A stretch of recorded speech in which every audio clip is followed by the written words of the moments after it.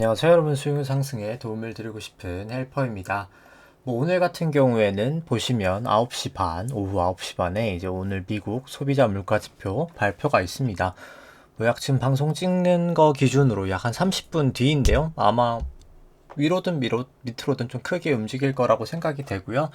일단 시장에서는 여전히 물가가 좀 둔화될 거다라고 보고 있지만 결과가 어떻게 나오든 간에 저는 이제 향후부터는 또 쉽게 잡히진 물가가 아닐 거라고 생각을 합니다. 일단 가장 간단한 이유 중에 하나가 있다면 이제 기저효과가 사라지는 거죠. 왜냐면 이제 6월 정도까지는, 잠시만요, 작년 한 보시면은 한 6월 정도까지는 유가가 꽤 높았었어요. 이게 유가가 보시면 작년 6월이 언제죠? 이때죠. 거의 120달러 정도 됐었습니다.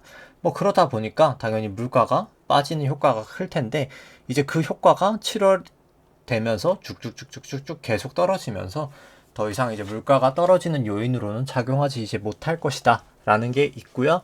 일단 가장 중요한 게, 저는 계속 말씀드리지만 좀 통화량 쪽을 말씀을 드리고 싶습니다. 일단 통화량적인 측면이 있고, 그리고 추세 같은 경우에도 저 같은 경우에는 이미 마이크로소프트 같은 거나 특히나 이제 우리나라 같은 경우에는 코스피 200 같은 경우에 이미 추세가 좀 많이 꺾인 상황이거든요. 그렇기 때문에 아직 나스닥이나 S&P, 코스닥 같은 경우에 꺾이진 않았지만, 조금 이따 이제 기술적 분석에도 얘기를 드리겠지만 좀 그런 문제가 있고, 그 다음에 이제 일본 쪽도 결국 자산 매입을 계속하긴 좀 어렵다. 이제 그건 좀 이따가 위안화 보면서 같이 한번 보도록 하죠. 일단 그냥 오늘 같은 경우에는 그냥 순서대로 진행하도록 하겠습니다.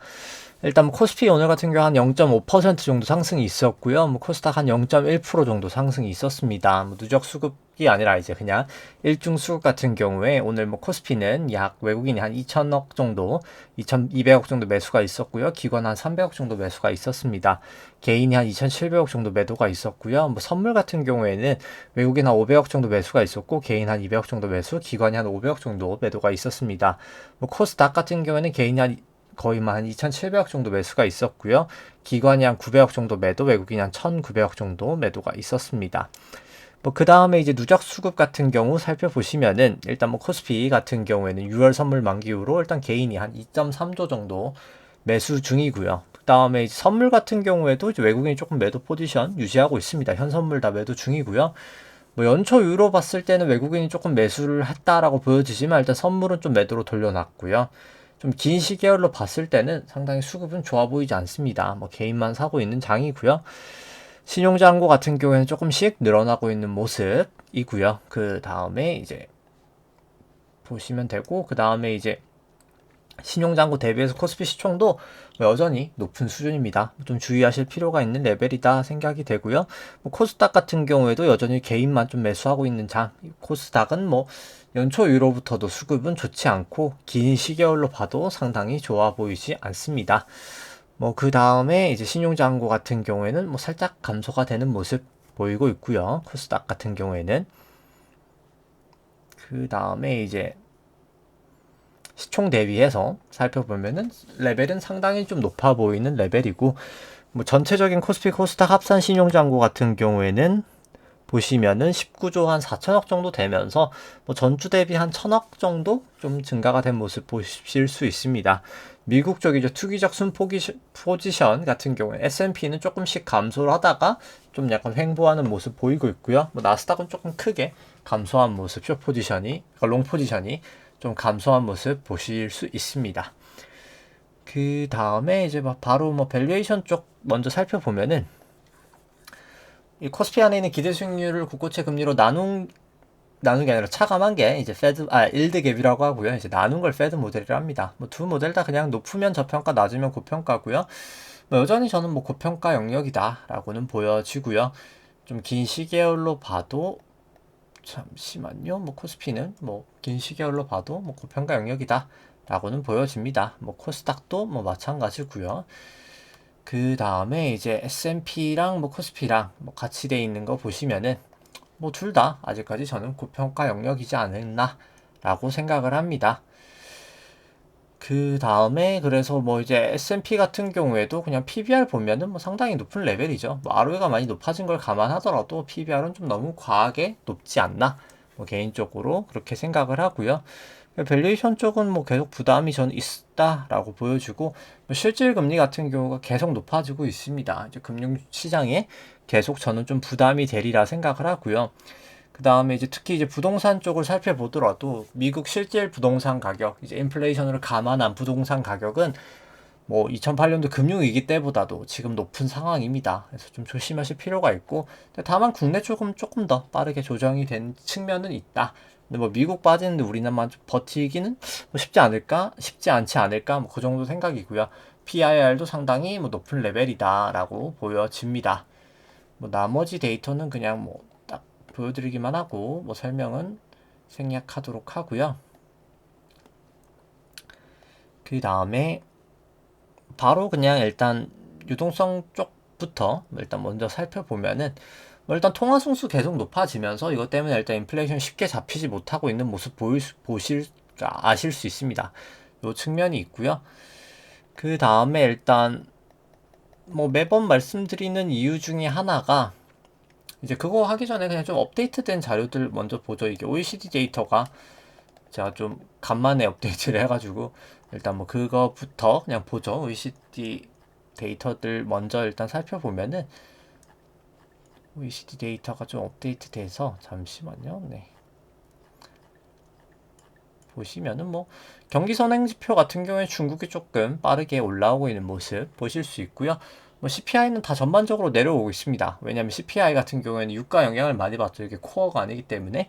그래서 뭐 유가가 뭐 당연히 130까지 갔던 게 60까지 내려왔던 거니까 좀 내려오는 모습 당연히 보이고 있고요. 근데 중요한 건 이제 소매 판매, 산업 생산. 매번 말씀드리지만 소매 판매가 수요고요. 산업 생산이 공급인데 수요와 공급의 갭은 여전히 벌어져 있는 상황이다. 금리는 높지만 이제 이게 벌어져 있는 이상 물가가 쉽게 잡히기는 쉽지 않다. 중장기적인 이 코어 물가가. 그렇게 보시면 되고, 뭐 미국도 지금 마찬가지인 상황이다. 뭐 그렇게 보여지고요. 뭐 국내 쪽 같은 경우는 산업생산이 어차피 국내에서 소비하는 게 아니라 어차피 반도체 부분이 있기 때문에 반도체나 화학이나 여러 가지 다른 요소가 있죠. 자동차도 그렇고. 국내는 그래서 이제 수요와 공급으로 논리를 보긴 어렵습니다. 왜냐면 우리나라가 워낙 그냥 수출이 주기 때문에 그렇게 보시면 되고요. 뭐 유럽 쪽도 근데 이제 여긴 좀 산업 생산이 좀 많이 떨어진 모습 보실 수 있습니다. 소매 판매도 내려오고 산업 생산도 떨어지고 유럽이 어떻게 보면 제일 안 좋아 보이는 모양새죠. 이게 이 추세로 가야 되는데 이 추세로 이제 가야 되는데 어떻게 보면 이 소비도 떨어지고 공급도 떨어지는 뭐 최악의 모습이 뭐 유럽의 모습이지 않나 이제 이렇게 보여집니다. 뭐 그 다음에 뭐 매번 얘기를 드리는 게 뭐 조정 기준금리가 여전히 지금 낮다는 거죠.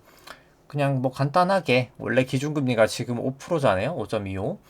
근데 이제 실제로 미국 기준금리는 뭐 한 2% 정도 되는 겁니다. 2.07 정도. 이제 이만큼의 갭 차이가 양적 완화의 과거의 효과이기 때문에 실제로 미국의 기준금리는 약 한 2.07%. 그러니까 지금 미국의 이제 물가가 쉽게는 안 잡힌다라고 생각하시면 될 것 같고요. 뭐 6월 CPI가 뭐 설사 이제 낮게 나온다 한들 그게 이제 유가의 영향이지 코어가 쉽게 빠지지는 않는다. 그러니까 장기적으로도 봤을 때 이제 그렇게 생각해 주시면 될 것 같습니다. 뭐 그 다음에 뭐 지급준비금 같은 경우는 한 마이너스 한 566억 원 정도 6억 달러 정도 감소하면서 뭐 계속해서 큰 폭으로 감소하고 있고요. 감소하고 있는 요인이 TGA 때문이죠. 재무부 일반 계정 이제 그 부채 한도 협상이 타결이 되면서 미국 재무부에서 국채 발행을 하다 보니까 이 TGA가 증가가 되면서 떨어지고 있고 또 역으로 이제 또 RRP도 떨어지면서 어떻게 보면 금융 컨디션 자체는 계속 나빠지고 있다라고 보실 수 있습니다. 연준 총자산 같은 경우에도 426억 달러로 큰 폭으로 좀 감소가 됐고요. 뭐 그래서 지금 계속 어떻게 보면 금융시장은 좀 긴축의 형태로 이어지고 있는 상황. 이 TJ가 느는 부분의 영향이고요. 총자산은 계속 감소하면서 금융시장이 좀 타이트닝 되고 있다. 긴축이 되고 있다라고 보시면 될 것 같습니다. 예대율은 조금 내려오고 있고 그러니까 예금 좀 증가하지만 대출이 좀 안 나가는 영향이고요. 지금 보시면 실질 금리도 높은 상황이고 좀 그런 부분이 영향이다라고 생각하시면 되고요. 아까 CPI랑은 다르게 코어 같은 경우에는 특히 이제 코어 PC 물가 같은 경우에 조금 더 완만한 모습인데 쉽게 물가가 잡히지 않는 모습 계속 나타나고 있고요. 그 다음에 이제 뭐 통화량 데이터 관련해서도 그렇고 이 IORB에서 ESFR을 뺀 것도 그렇고 이 지표도 사실 여기가 0을 넘어가 있는 이상 아직까지 우리가 진정한 금리의 고점을 보진 못했다라고 보여집니다. 결국 0 밑으로 빠지긴 해야 되거든요. 이 파란 색깔 선이. 아직까지는 뭐 결과론적으로 저는 뭐 쇼크가 와서 금리가 한번 내려갈 거라고 보는데 내려갔다가 전 다시 한번 올라가지 않을까. 일단 뭐 개인적으로 지금은 그렇게 보고 있습니다. 그 다음에 이제 연준 총자산을 GDP로 나눈 값도 여전히 높죠. 이게 20 정도가 적정한데 뭐 여전히 높은 레벨이고 나머지 이제 지준에다가 RRP 더한 값도 여전히 높은 수준이기 때문에 가서 대비 결국 계속 좀 긴축적인 상황은 저는 계속 필요하다. 이제 그렇게 보여집니다. 그리고 이제 한국 같은 경우 또 이제 좀 계속 조심하실 필요가 있는 거는 보시면 이 M1 증가율이 마이너스가 돌파됐을 때 경우입니다. 3번이 있죠. 보시면은 어떤 일이 있었죠? IMF 때가 있었고요. 이게 높을 때죠. 그 다음에 또 뭐가 있었죠? 2008년 금융위기가 있었죠. 이번에도 그렇죠. 이번에도 높아지고 있죠. 통화승수가. 이번에도 그렇고 결국에는 M1이라는 것 자체가 결국 우리가 가지고 있는 돈이라고 생각하시면 돼요. 이제 그게 이제 결국 가장 이제 기초가 되는 그런 돈인데 그런 돈이 이제 감소가 되고 있으면 결국은 돈은 많은데 그러니까 시중에 돈은 많은데 쓸 돈 자체가 없어진다. 뭐 이렇게 보시면 됩니다. 결국 유유현금이 없어진다라는 개념으로 생각하시면 돼요. 그냥 간단하게. 이제 그렇게 되면 어떻게 될까요? 문제가 생기는 거죠. 계속해서 문제가 생긴다. 뭐 새마을처럼 뭐 저는 계속해서 문제는 생겨날 거라고 보여집니다. 이런 거시적인 데이터를 봐서도 M1 증가율이 지금 매우 낮기 때문이죠. 근데 이 M1 증가율을 높이면 또 어떻게 될까요? 그럼 또 물가가 높아질 겁니다.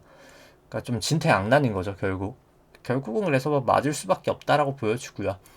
통화량 대비해서 지금 주가도 그래서 높은 상황입니다. 좀 조심하실 필요가 계속 있다라고 보여지고요. 뭐 국내 쪽 같은 경우에도 뭐 예대율도 여전히 계속 높은 수준을 유지하고 있고 좋아 보이지 않고요. 지금 상황에서.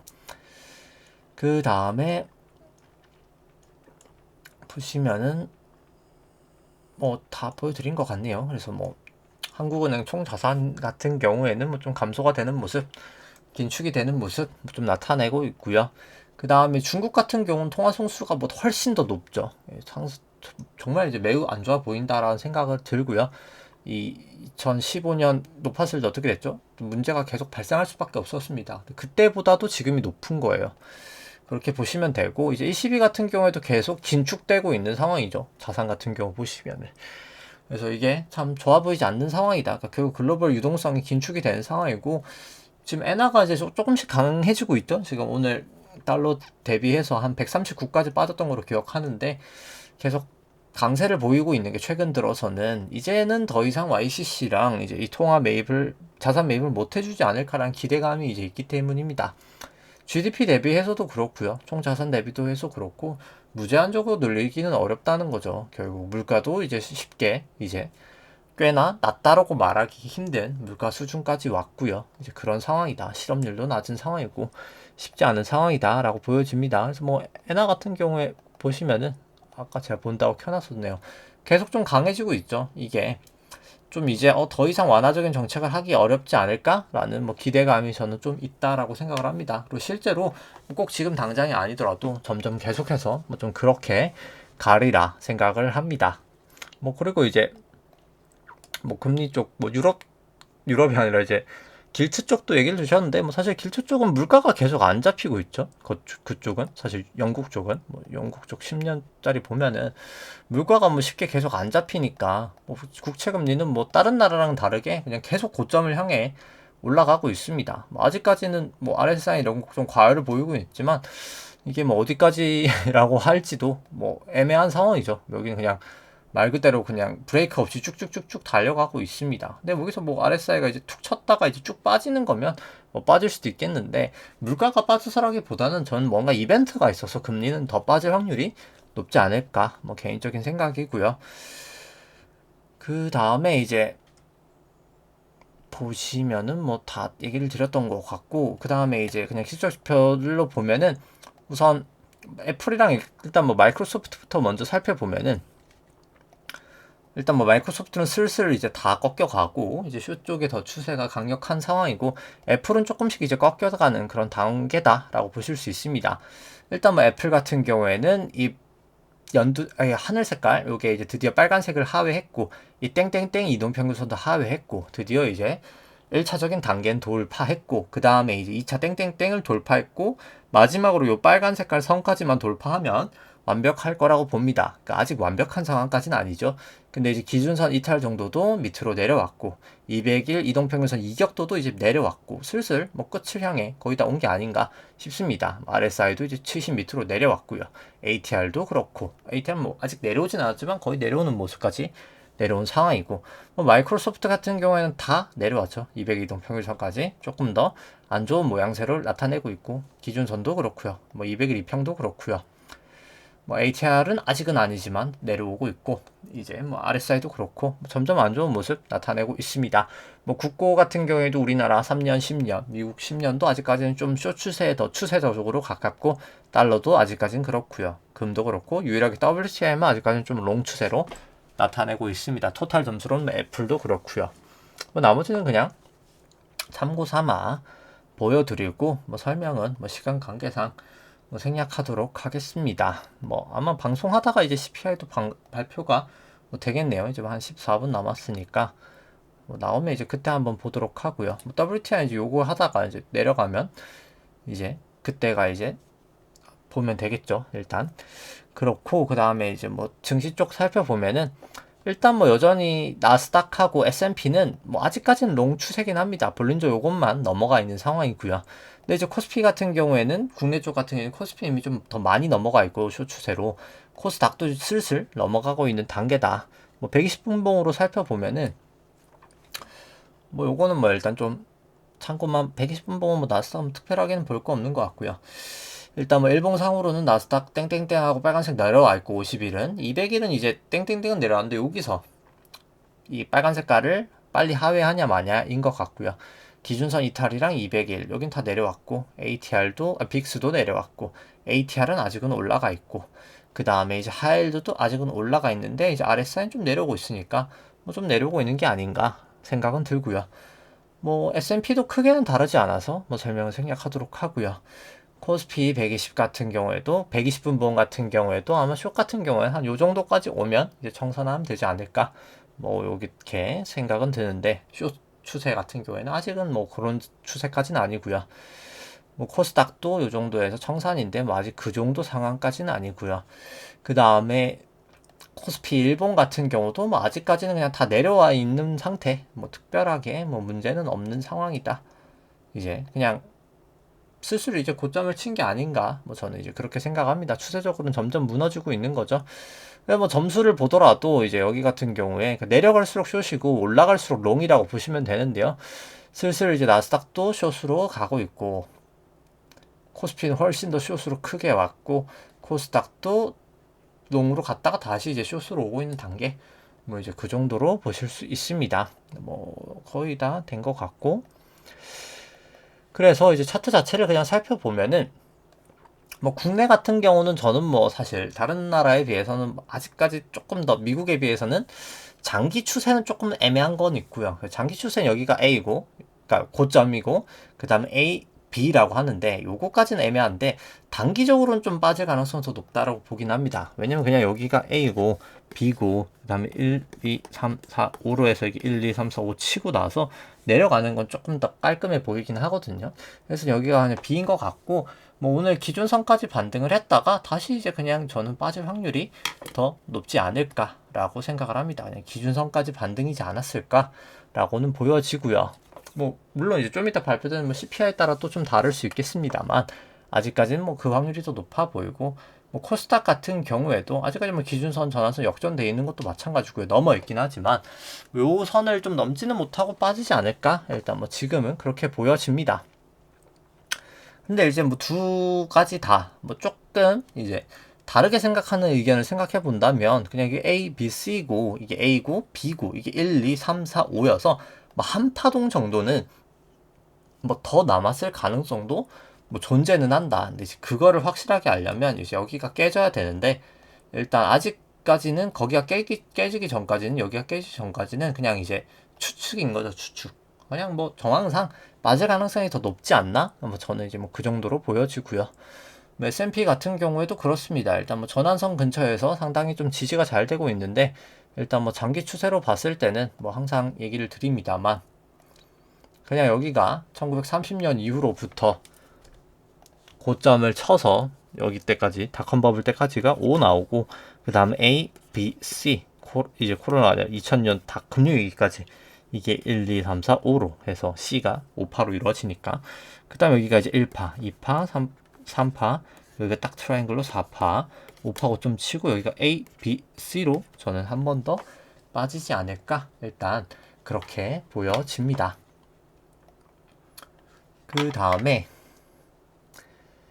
뭐 일봉상으로 봤을 때도 뭐 그냥 내려가는 걸 보시면은, 뭐 내려가는 게 그냥 여기까지가 이제 1, 2, 3, 4, 5로 해서 큰 A라고 보고요. 그 다음에 이제 B가 여기가 A고 B고, 그 다음에 1, 3, 4, 5로 해서 5점을 친 게 아닌가라고 생각을 합니다. 근데 이제 물론 그런 게 있어요. 여기서 지금 절대 법칙은 다 위배가 되고 있습니다. 1, 2, 3, 4에서도 1이랑 4가 겹치고요. 생각보다 그냥 제가 경험상 솔직히 1이랑 4가 생각보다 잘 겹친다고 생각합니다. 근데 이제 그 당시에는 레버리지가 별로 없었어서 저는 그렇다고 보고, 최근 같은 경우에 레버리지가 크다 보니까 조금 더 뭐라고 해야 될까, 변동성이 좀 더 큰 영향이 있지 않을까. 실제로 엘리어트 프록터가 쓴 책에는 뭐 이제 그렇게 나오거든요. 그래서 저도 뭐 그쪽이 더 의견이 맞는 게 아닌가라고 생각을 하고요. 뭐 여기서도 뭐 마찬가지 똑같은 거 있는 거죠. 만약에 이게 A, B, C가 A고 이게 B고 그 다음 1, 2, 3, 4, 5면은 한 번 정도는 뭐 더 갈 수도 있다.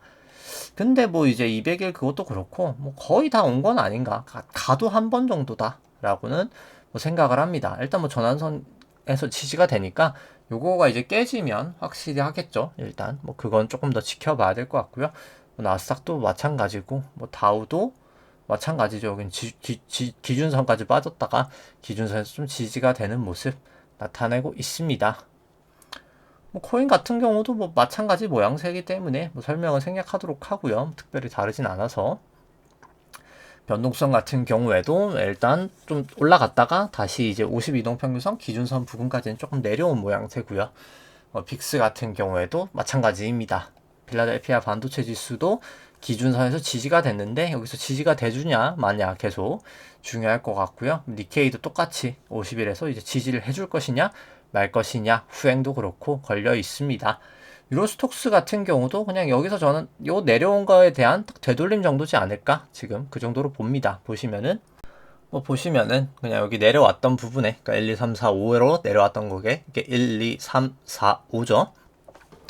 내려왔던 부분에 대해서 A, B, 그 다음 1, 2, 3, 4, 5로 지금 거의 이제 고점을 당한 게 아닌가 생각을 하면서 200이동 평균선을 크게 넘지 못하고 다시 한번 좀 빠지는 파동이 나오지 않을까. 그래서 1, 2, 3, 4, 5로 나오겠죠. 뭐 그런 모습이 나타나지 않을까 생각은 들고요. 항생도 뭐 추세는 이미 다 내려와 있는 상황입니다. 상해 종합도 마찬가지로 뭐 다 꺾여 있는 추세. 여기서 이제 200일 지지만 깨지면 뭐 될 것 같고요.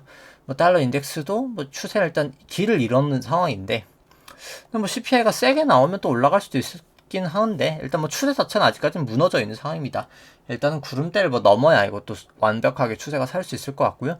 뭐 달러원도 아직까지는 추세가 무너져 있고, 여기서 구름대를 일단 넘냐 마냐가 중요할 것 같습니다. 뭐 WTI도 구름대랑 200일을 좀 넘어줘야 될 것 같은데, 저번엔 200일에서 좀 저항을 보였었고요. 금 같은 경우도 여기 기준선을 넘어주느냐 마느냐, 전환선이 먼저 깨지고 200일이 먼저 깨지느냐, 이건 뭐 좀 지켜봐야 될 것 같습니다. 국고채 10년 같은 경우는 일단 뭐 추세가 아직까지는 기준선 위니까 뭐 살아있다 보는 게 더 맞을 것 같고요. 뭐 미국채 10년도 뭐 여전히 아직까지 마찬가지고요.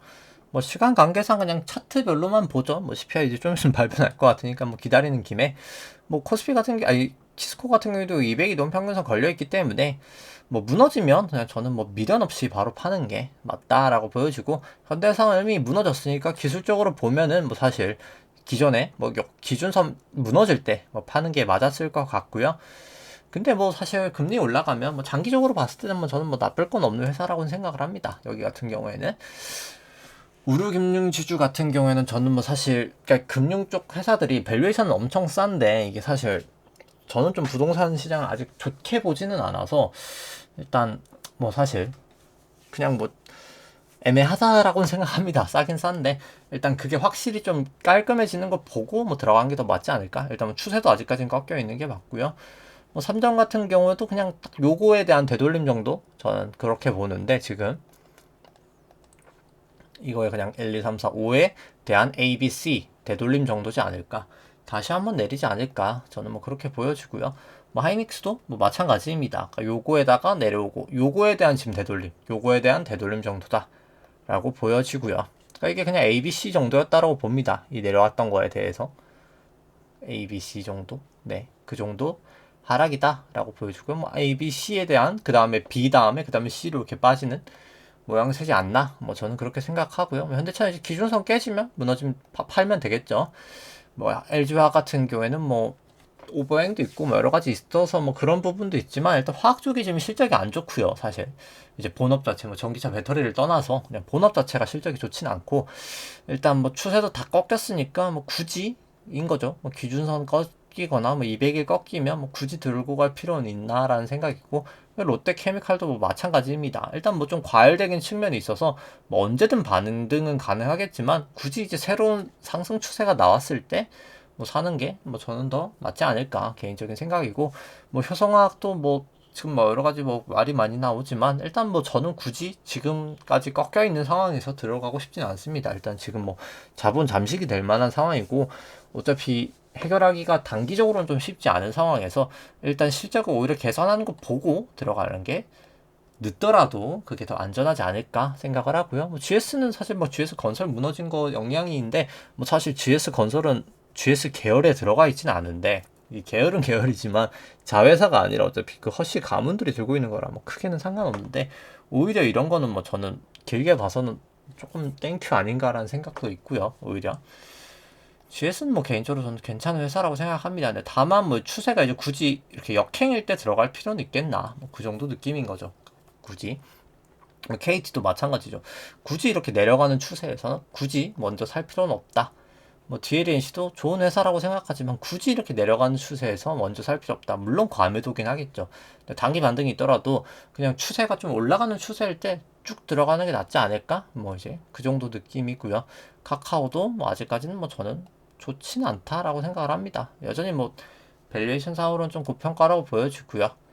뭐 네이버도 뭐 마찬가지고 그 다음에 이제 뭐 셀트리온도 뭐 3사 합병하는데 뭐 3사 합병한 거랑 밸류에이션이랑 아무 상관없죠. 그냥 합병하는 거였기 때문에 그냥 그런 거는 그냥 이벤트 뭐 액면 분할도 마찬가지고 뭐 회사의 펀더멘탈하고는 아무 상관없는 그냥 이제 뭐 행사 같은 그런 느낌인 거죠. 뭐 별 큰 의미 없다. 뭐 단기적인 반등 정도는 가능해도 그게 장기적인 회사에 뭐 아무런 영향을 주는 요소는 아니다. 라고 보시면 되고 뭐 삼바도 아직 굳이 떨어지는 추세 좋아 보이지 않습니다. 뭐 NC는 뭐 거의 지옥으로 가고 있죠. 이런 것도 뭐 굳이 떨어지는 칼날 잡을 필요 없고요. 포스코홀딩스는 일단 추세는 나쁘지 않죠. 뭐 굳이 이제 이런 거는 뭐 그냥 기준선 꺾이기 전까지 뭐 요거 같은 이제 구름대에서는 계속 버티니까 그럼 구름대 깨지면 팔자. 뭐 이제 그런 식으로 하면 될 것 같고 뭐 LG전자 같은 경우도 일단 구름대에서 버텨줬으니까 구름대 깨지면 팔자. 요 정도 느낌으로 가면 될 것 같습니다. 뭐 제일제당도 뭐 많이 빠져서 좀 올라갈 추세긴 한데 일단 뭐 기준선이든 뭐든 하나 좀 올라가고 그 다음에 한번 생각해보자 이구요. 한국기업평가도 일단 여기도 뭐 구름대 깨지면 미련 없이 팔자 뭐 그 정도인 것 같습니다.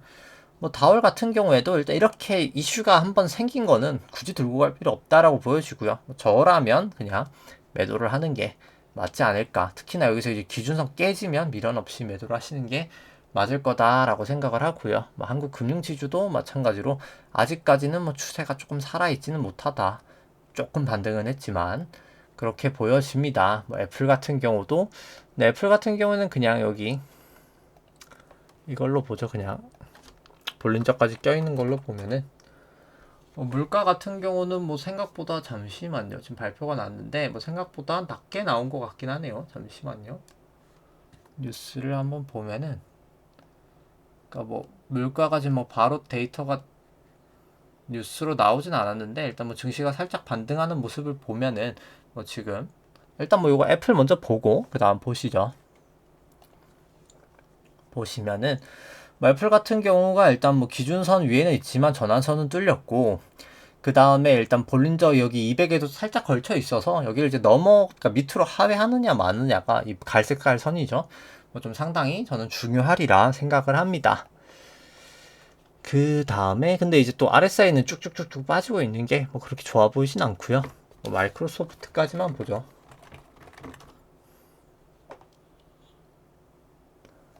보시면은 뭐 마이크로소프트도 똑같은 상황입니다.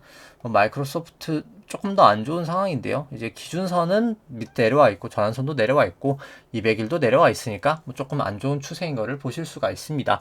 뭐 대충 나왔네요. 이제 보시면은 뭐 예상치보다 한 10bp 한 0.1 정도 하회가 됐고요.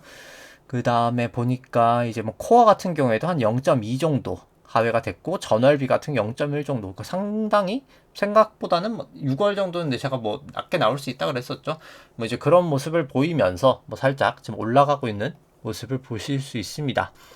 근데 뭐가 됐든 간에 그러니까 결국은 뭐 제가 6월까지는 뭐 사실 이 CPI가 이 유가 때문에 이 기저효과 때문에 낮게 나올 수가 있는데 결국은 이제 다음 달부터 또 다시 올라갈 겁니다. 그래서 어차피 중요한 거는 이 뭐라고 해야 될까요? 이 통화량 효과가 결국엔 미칠 수밖에 없고요. 이제 그 부분 때문에 결국 중장기적으로는 좀 문제가 생길 수밖에 없다.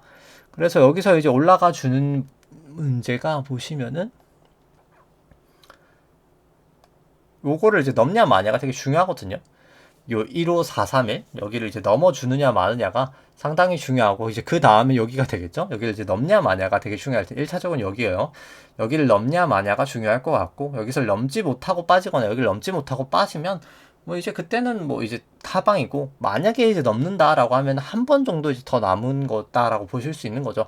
근데 뭐가 됐던 간에 뭐 거의 다 왔다라는 거는 뭐 변함은 없지 않나 생각을 합니다. 그래서 뭐 S&P 같은 경우에 넘었으니까 한번 살짝 더 갈 수는 있겠네요. 이제 그 부분에 대한 측면은 있고 그렇게 되면 이게 그냥 A, B, C일 수도 있어요. 이제 그래서 그럼 이제 1, 2, 3, 4, 5 마지막 5 정도가 하나 정도 살짝 더 남았다라고도 볼 수 있겠지만 근데 뭐 여기서도 말씀드렸다시피 결국은 어차피 지금 계속 다이버전스긴 하거든요.